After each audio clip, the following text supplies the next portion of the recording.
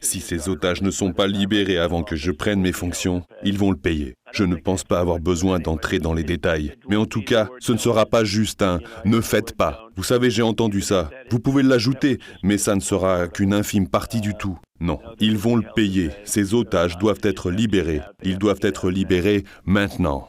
Alors vous savez, les menaces du président Trump, finalement, s'inscrivent dans l'attitude qu'il a depuis qu'il a été élu pour un second mandat. C'est-à-dire que c'est un président qui est dans le rapport de force et c'est un président qui n'attend pas être investi officiellement pour se positionner sur les conflits, que ce soit le conflit israélo-palestinien ou que ce soit le conflit entre la Russie et l'Ukraine. Alors vous savez, depuis l'attaque du 7 octobre, la guerre est toujours présente et persiste. Le conflit finalement s'est enlisé et Donald Trump a été élu une seconde fois en faisant la promesse qu'il mettrait fin à tous les conflits. Alors les otages sont toujours aux mains du Hamas et le président Trump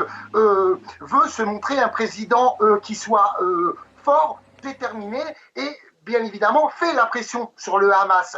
Mais c'est une pression qui est nécessaire si l'on veut qu'il y ait la paix entre Israël et la Palestine.